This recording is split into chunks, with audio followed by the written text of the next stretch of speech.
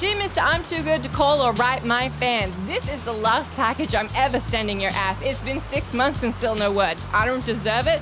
I know you got my last 2 letters. I wrote the addresses on them perfect. So this is my cassette I'm sending you. I hope you hear it. I'm in the car right now. I'm doing 90 on the freeway. Hey, Tortellini, I drank a 5th of vodka. Dare me to drive? Tortellini, the goldfish who beat Elden Ring's name is Tortellini. I wrote to Tortellini and didn't get a reply. So Stan was the vibe. Although, to be fair, Goldfish probably just forgot. But I'm sorry I did that. Hopefully Dan took it out for you. I upset all of you by doing that, and then I upset Karma by making a loud noise. Probably time to start Just Saying, the show where Jess probably should have had more oversight than she does.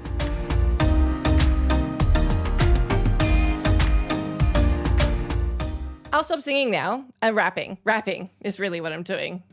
That's generous. Anyway, what I wanted to get at, since Tortellini isn't going to be weighing in on this video, and that will be taken into account for the rest of our time here, is that this goldfish, did in fact beat Elden Ring, something that has upset many people who haven't been able to beat Elden Ring or haven't been able to beat the DLC, because this fish beat like Super Radahn. I haven't played the DLC. I know Radahn's back. Super Radahn, Mega Radahn, Radahn's final form, the goldfish was able to beat. And I think there's a lesson here. See, normally I take forever to get to my point in these videos. I talk around it, and then I arrive in 20 to 40 minutes. But you've got it in this video in 6 minutes, or however many minutes it took me to rap at the beginning. My point, and I do have one. I think there's a lot we can learn from Tortellini, the goldfish that beat Elden Ring. And firstly, I feel like I should probably explain, if you don't know, how a goldfish was able to beat Elden Ring. You'd know lots of people have managed to beat Souls games with DDR mats, or someone even did it on like bongo drums, which is again, that's already like kind of a sledge to people who haven't been able to beat it with a controller. But ignore that. Now, the way that the goldfish was able to beat Elden Ring and Elden Ring's DLC boss, Super Radahn, my version of the name, is twofold. The first fold is the technicalities of how Tortellini was able to pull this off. Now, this is basically Point Crow, the owner of Tortellini, or Tortellini's human, depending on how you want to see that arrangement. Weird way to refer to someone who owns a goldfish, but we must power on. This is Just Saying. Is basically an entire map was worked out that had all of the different options that you would find, all the buttons on a controller and joysticks, and that was all mapped across the area of a goldfish bowl. I believe that they actually put Tortellini in a much bigger bowl so that there would be more surface area for the fish to activate various different prompts as it swam around. Since button mashing is not viable strategy in Souls games, it kind of isn't impossible that just hitting a bunch of buttons would be able to, in some instances, create a situation where you beat a boss, or even Super Radahn. If you think I'm gonna look up his name now when we're halfway through the video, then you are mistaken. And the second fold is more relevant to what we're talking about today, of why it's so important that Tortellini beat Elden Ring, and how Tortellini beat Elden Ring. And this, forget the technicalities, forget how can a fish beat a very difficult video game. The fact is that it did, and it did so through persistence. Because when the fish was able to beat these really incredible, super tough bosses, it was level like 700 and something. It's put itself in a position where it almost can't lose.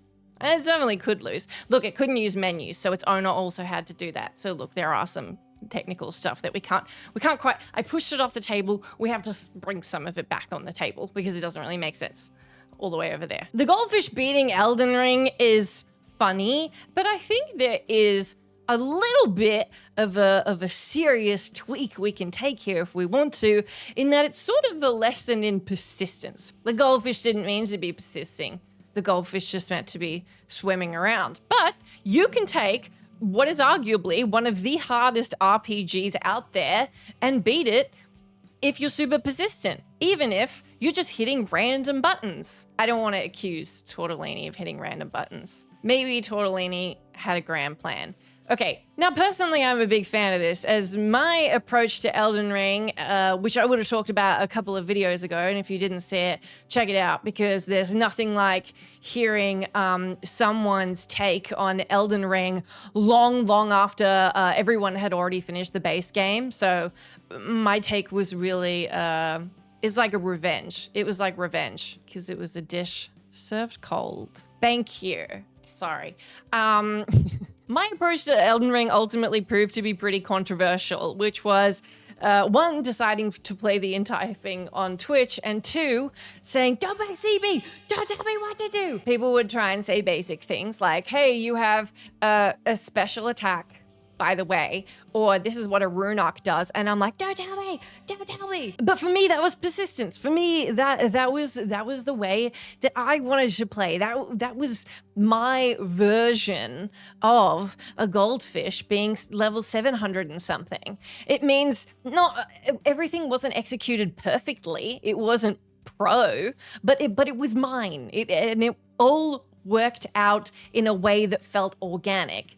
The way Tortellini beat Super Radahn is organic for Tortellini's experience. The way I experienced Elden Ring, absolutely refusing to be told anything about the story, about crafting, about basic mechanics that I would sometimes forget and then re-remember, is organic to my experience. Did it mean that I missed out on a bunch of the side content? Sure. Did I not know how to use a rune arc until I was literally doing the last boss because I didn't know what a rune arc was for or what it achieved? Yes.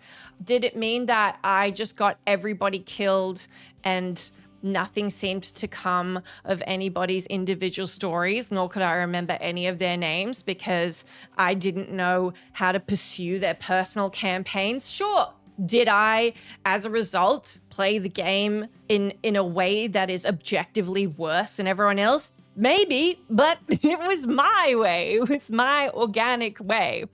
And it's not everybody's way, but it's the way that I decided to enjoy it. And I liked my version of persistence. I liked the way that I was determined to do it in the way that I felt to be the most organic, and I felt to be the true spirit of exploration and discovery. So the things that I did find, it was a huge pat on the back for me, and I did, you know, it's like I'm a huge completionist, so pretty much every nook and cranny that I could find, I dug around completely. I had a completely leveled up weapon, everything had pretty much gone to plan, made good friends.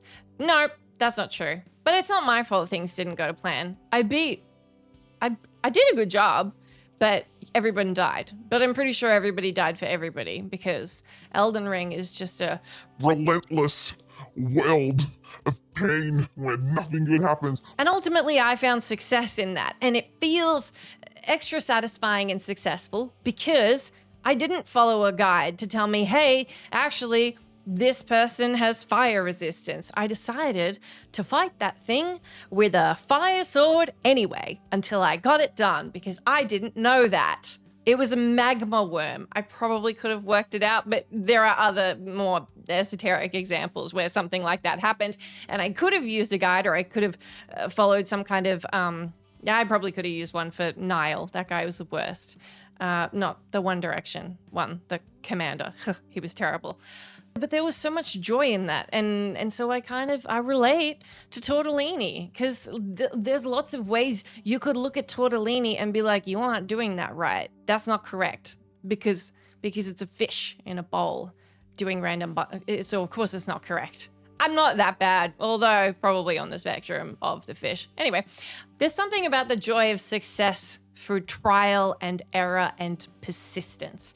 And ultimately, what you're going to remember, and I said this in my earlier Elden Ring video as well, is you remember the success.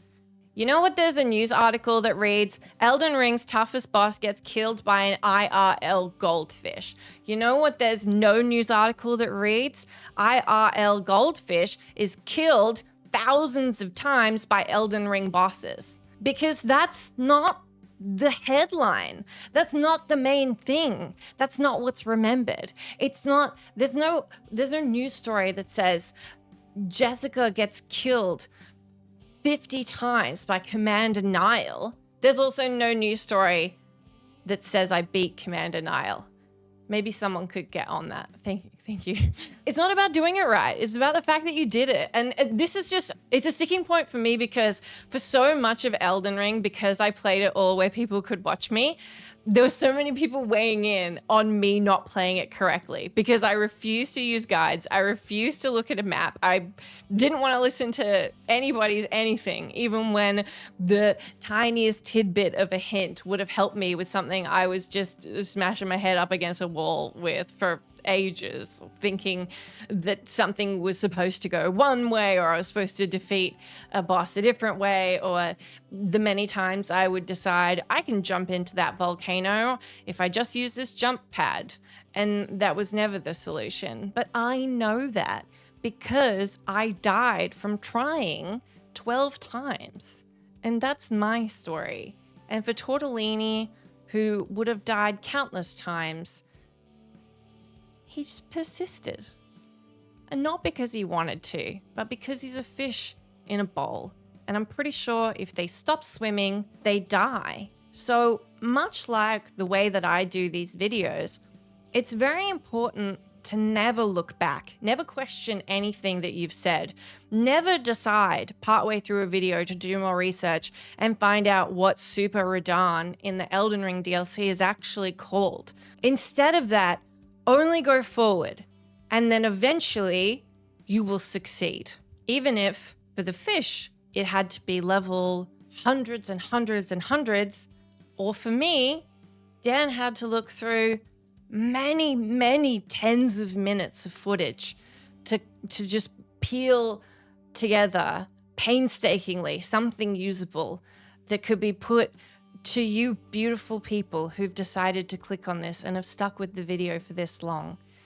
I'm going to be honest, this one got away from me a bit. And I'm also going to be honest, I have now passed a point of just wearing pajama bottoms, and I'm now just wearing pajamas.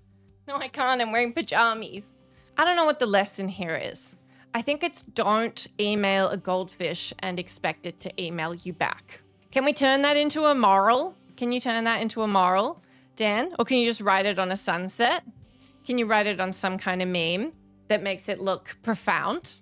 So I'll leave you with this. Basically, if you saw that the fish beat Elden Ring and it made you feel a little crummy about yourself, perhaps because you felt like the game was too hard, or you felt like Super Radahn was too hard and then the bloody fish went and pulled it off, don't feel bad. Instead, let the fish inspire you. Let the fish be a bastion for how wonderful it is to fail. Because it is.